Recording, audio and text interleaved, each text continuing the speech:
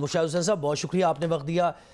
سب سے پہلا سوال یہی کہ آپ نے کیسے اس طویل دور کو دیکھا ملکہ کے پاک انگلینڈ تعلقات، پاک برطانیہ تعلقات کو لے کر؟ تھوڑا سا اس پر پہلے روشنی ڈالیے، اس کے بعد پھر مزید بھی بات آپ سے ہوگی۔ السلام علیکم جی، اور آپ کے ویورز کو بڑا السلام علیکم۔ اور آج ہم ایک نئی تاریخی چیز دیکھ رہے ہیں جیو ٹی وی پر بھی اور دنیا کے ٹی وی پر بھی، کہ ایک صحیح معنوں میں ایک دور کا اختتام ہو رہا ہے اور ایک نئے دور کا آغاز ہو رہا ہے۔ اور اس میں سمجھتا ہوں کہ جیسے آپ نے فرمایا، پاکستان برطانیہ تعلقات ایک بڑے خاص حیثیت رکھتے ہیں کہ کوئین کا بھی ملک جو پاکستان بڑا فیورٹ ملک تھا اور وہ ان کو بڑا پسند تھا۔ پاکستان 2 دفعہ آئی اور جب بھی آئی تو بڑا خوشگوار اچھا دورہ اور بڑا پرتقباق ویلکم کیا گیا۔ ویسے بھی ہمارے دیکھا ہے پاکستان میں زیادہ لوگوں کو بادشاہت ویسے بھی پسند ہے، ہم بادشاہی اسٹائل سے گورننس بھی کرتے ہیں، تو وہ تو جینون بادشاہت ہے برطانیہ میں، تو اس کو ہم ایک رول ماڈل سمجھتے ہیں چونکہ ہمارے ان سے پرانا کلونیل تعلق بھی رہا ہے۔ اور پھر لندن جو ہے، برطانیہ جو ہے پاکستان کے لیے کافی سیاستدانوں کے لیے، لیڈران کے لیے، لوگوں کے لیے ایک دوسرا گھر ہے، ایک سیکنڈ پاکستان ہے، منی پاکستان ہے۔ آپ دیکھیں نا 4-5 وزراء اعظم ادھر رہے یا ادھر پڑھے یا ادھر جلا وطن رہے اور ادھر وقت گزارا، اور ابھی بھی پاکستان کے بارے میں فیصلے سیاسی لندن میں ہوتے ہیں، تو لندن کی خاص حیثیت ہے جو کسی اور ملک کی نہیں ہے۔ اور پھر جو پاکستان کی سب سے مضبوط ادارہ ہے پاکستانی فوج، اس کا بھی رول ماڈل ابھی بھی برطانوی فوج ہے، اور وہ بڑا فخر کرتے ہیں کہ جی ہم فلانی یونٹ ہے، فلانی ہے، وہ برطانوی یونٹ تھی، گائیڈز کیولری، پروونس ہارس، نام بھی 100 سال پرانے نام ہیں۔ اور اگر آپ میسز میں جائیں تو وہ British Indian army, Royal army کے کٹلری، کراکری وہی ہوگی جو 100 سال پہلے برطانوی زمانے میں تھی۔ تو اس حوالے سے ایک بڑا گہرا رشتہ ہے۔ مشاہد صاحب آپ محمیز کر رہے ہیں کہ نشاط ثانیہ سے پھر بات چیت کا آغاز کیا جائے، لیکن بہت پیچھے بات ہو جائے گی۔ یہ کہیے کہ جیسے انہوں نے ایک یہ سمبولک کی کردار اور پھر یہ کہ ہیومینٹی کی طرف اور دیگر چیزوں پر، دنیا کے جو مسائل ہیں اس پر توجہ، لیکن اب دور حاضر کے جو مسائل ہیں وہ بہت سنگین ہو گئے ہیں، یعنی پناہ گزین کا مسئلہ ہے، پھر اس کے بعد کلائمیٹ چینج ہے، پانی، یہ بہت سارے مسائل ایسے ہیں، اور پھر دنیا سے بہت سے لوگ مائیگریٹ کر کے ان ملکوں میں آ رہے ہیں کہ جہاں وہ سمجھتے ہیں کہ انہیں بنیادی حقوق مل جائیں گے۔ تو ان پر کیسے یعنی یہ شاہی خاندان انفلوئنس کر سکتا ہے یا ہیومینٹی کی طرف کام کر سکتا ہے اور اپنی حکومت کو بھی اور دیگر پاورز کو بھی اس طرف توجہ دلا سکتا ہے؟ کیا یہ کردار ادا کر پائیں گے 2022 کے بعد یہ ڈائنیسٹی؟ میرے خیال میں کر پائیں گے، کیونکہ ملکہ الزبتھ کی ایک خصوصیت تھی کہ وہ جس دور میں بھی تھی اور 70 سال گزارے، اس دور کی حقیقتوں کی عکاسی کی۔ اور آپ کو یاد ہوگا کہ جب 1997 میں پاکستان آئے تو وہ اس کو میاں صاحب وزیر اعظم تھے، میں وزیر اطلاعات تھا، تو انہوں نے مسئلہ کشمیر کا ذکر کیا پاکستان میں آ کے کہ ہم چاہتے ہیں کہ مسئلہ کشمیر حل ہو اور مذاکرات کے ذریعے حل ہو اور انڈیا پاکستان اپنے مسئلے حل کریں۔ تو ان کو احساس تھا کہ جس ملک میں ہوں، جس سرزمین میں ہوں، ان میں کیا مسائل ہیں اور اس مسائل کو کیسی توجہ دینی چاہیے۔ اور ایشوز کے حوالے سے ایک اور بڑی انٹرسٹنگ بات ہے کہ انہوں نے اسرائیل کا کبھی دورہ نہیں کیا اپنی سارے 70 سال کے دور میں، کیونکہ وہ سمجھتی تھی کہ یہ فلسطینیوں سے زیادتی ہوئی۔ تو یہ پرنس چارلز کی ایک خصوصیت جو کنگ چارلز ہیں، اب میں سمجھتا ہوں کہ وہ بڑے اسلام پسند ہیں اور وہ اسلام سے بڑے متاثر ہیں، اور Oxford centre for Islamic studies کے وہ چیئرمین بھی رہے، اور کچھ لوگوں کا خیال تھا کہ انہوں نے اتنا مطالعہ کیا کہ شاید خاموشی سے خفیہ طور پر اسلام میں کئی مسلمان نہ ہو جائے۔ خیر وہ ممکن نہیں برطانوی بادشاہ کے لیے، لیکن ان کا جو رویہ ہے مسلمانوں کی طرف، ان کا جو ایٹیچیوڈ ہے اسلام کی طرف، وہ بہت مثبت ہے۔ اور جو بین مذہب ہارمنی کہہ لیں، ہم آہنگی کہہ لیں، اس میں ان کا سر فہرست کردار ہے۔ تو یہ جو 21ویں صدی کی بادشاہت ہے برطانوی مونارکی، اس کا صحیح لیڈر ایک اچھا آ گیا جس کا ویژن بھی اچھا ہے اور تعصب سے بالا تر ہیں وہ کنگ بادشاہ چارلز سے متعلق تو آپ سے پوچھتے ہیں مشاہد صاحب، لیکن اب آپ نے 1997 کا ذکر کیا، آپ اس وقت وزیر اطلاعات تھے، تو آپ بتائیے اس وقت کی کچھ یادیں شیئر کریں جب ملکہ نے دوسری دفعہ پاکستان کا دورہ کیا، آپ کی ان کے ساتھ ملاقات کیسی رہی، کیسا پایا آپ نے ان کو؟ ویری وارم، ویری فرینڈلی، لگ رہا تھا کہ وہ خوش ہیں، اور وہ بڑی عموماً سیریس خاتون تھی، لیکن پاکستان میں ان کی وہ پھولے نہ سمائے جیسے کہتے ہیں نا مسکراہٹ، اور یہ پہلی دفعہ ہوا تھا کہ 97 میں جب صدر لغاری نے بینکوٹ کیا، میاں نواز شریف صاحب پرائم منسٹر تھے، تو اس بینکوٹ میں بے نظیر بھٹو صاحبہ پہلی دفعہ شریک بھی ہوئی، حالانکہ ان کے سپیکنگ ٹرمز نہیں تھے نہ میاں صاحب سے نہ لغاری صاحب سے. ملکہ الزبتھ کی خاطر وہ آئیں، اور انہوں نے ملکہ نے بڑا پاکستان کی تعریف بھی کی تھی جو پاکستان کے دورے میں، کہ Pakistan is one of the major powers of Islam. اور میں نے ذکر کیا کہ کشمیر کا بھی ذکر کیا انہوں نے. اور پچھلے دورے میں 61 میں تو انہوں نے یہ بھی اردو میں بھی بات کرتی کہ آپ حضرات کا بہت بہت شکریہ، انہوں نے اردو میں بھی بات کی. تو وہ بڑی کوشش کی انہوں نے، کیونکہ پاکستان سے وہ بھی امپریس تھی کہ ٹیٹو شو جو کرایا ایوب خان صاحب نے، ہارس شو، ان کو گھوڑوں سے بڑی محبت بھی تھی، تو وہ پاکستان کو بڑا ایک اچھی نگاہ سے دیکھتی تھی. اور اس دورے میں بھی انہوں نے جوائنٹ سیشن آف پارلیمنٹ کو خطاب کیا اور ان کو بہت بڑا ویلکم ملا. حالانکہ کئی کالونیز میں برطانیہ کے خلاف کافی سینٹیمنٹ بھی ہے، لیکن پاکستان میں دیکھا گیا ہے مجموعی طور پر ایک لوگ ان سے متاثر بھی تھے، اور وہ she was genuinely popular in Pakistan. جو برطانوی رائل فیملی ہے، وہ خود ہو، ان کا بیٹا ہو، ان کی ماضی کی بہو بھی ہو پرنسس ڈائنا بھی، تو رائل فیملی کا اچھا مقام تھا. اور ان کی سینس آف ہیومر بھی بڑی تھی، اور وہ بھی اس کا بھی اظہار وہ کرتی رہتی تھی گائے بگائے. جی اچھا، جیسے آپ نے بجا فرمایا کہ پاکستان اور برطانیہ کے تعلقات اور بڑا یہ ہسٹری ایک تاریخی تعلقات ہے،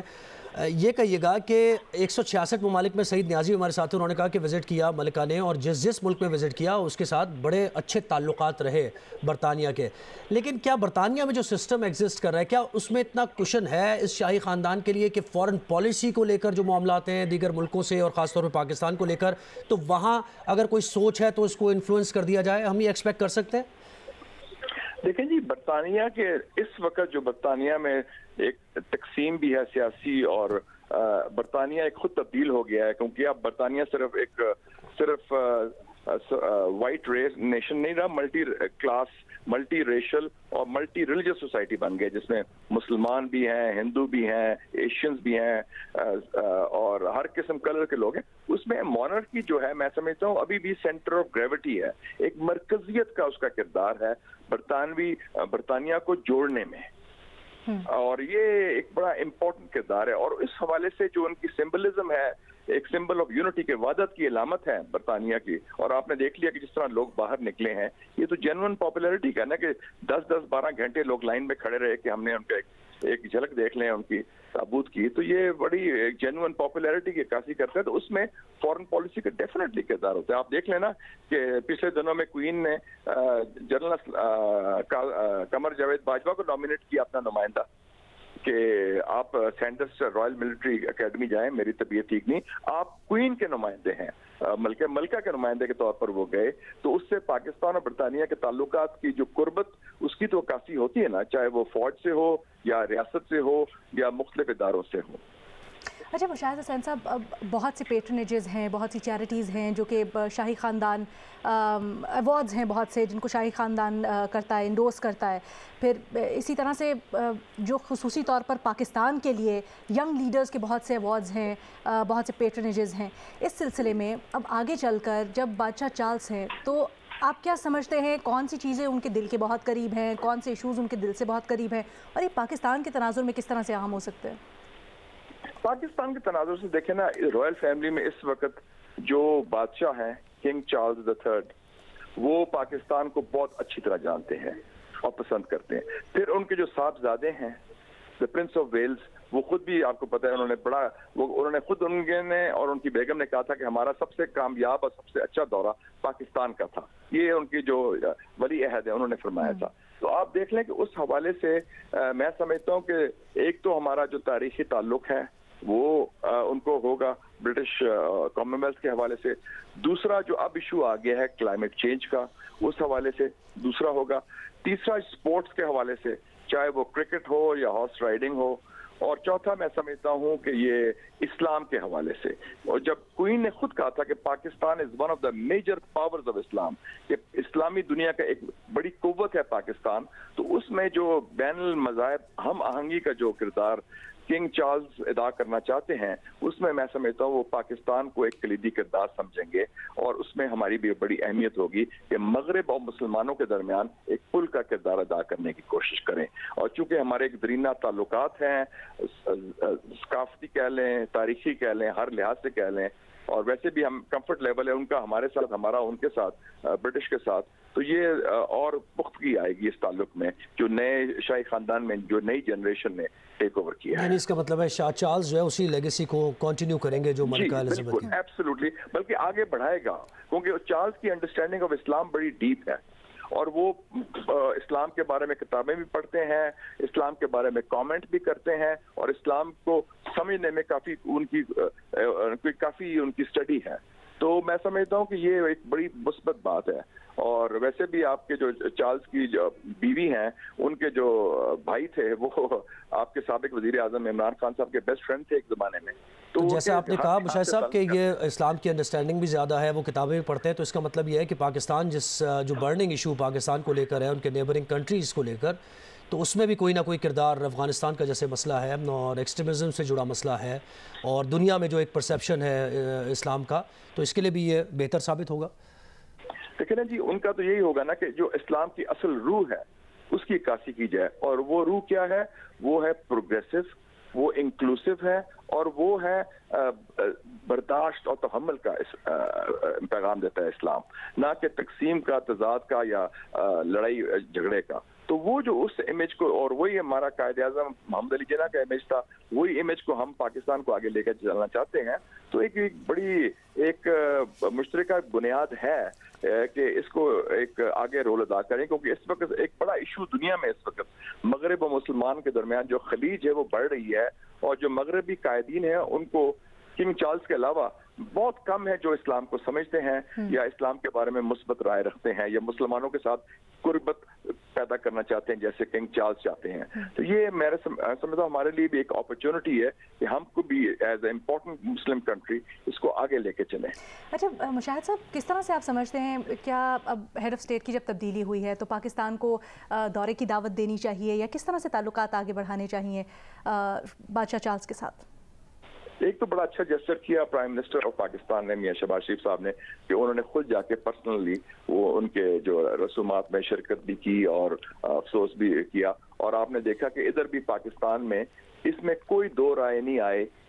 سب نے جا کے برطانوی حکومت, برطانوی سفارت خانے کے ساتھ, اور برطانیہ کے بارے میں مجموعی رائے جو آئی وہ مثبت آئی. حالانکہ کچھ افریقن ممالک میں اور ایون ہندوستان میں کافی تنقید بھی ہوئی, پاکستان میں اس کے برعکس ایک پازیٹیو ویو گیا ملکہ, اور اس کو کہا کہ we'll miss her and we really liked her. تو ایک اس حوالے سے میں سمجھتا ہوں, اور ایک اور یہ نہ بھولیں کہ برٹن کا ایک اور بڑا امپورٹنٹ رول ہے, انگلش اسپیکنگ ورلڈ کا ایک نیچرل لیڈرشپ رول ہے, جو انٹلیکچوئل لیڈر ہے. اگر آپ نے بات بھی کرنی ہے امریکہ سے یا کینیڈا سے یا کامن ویلتھ کے حوالے سے,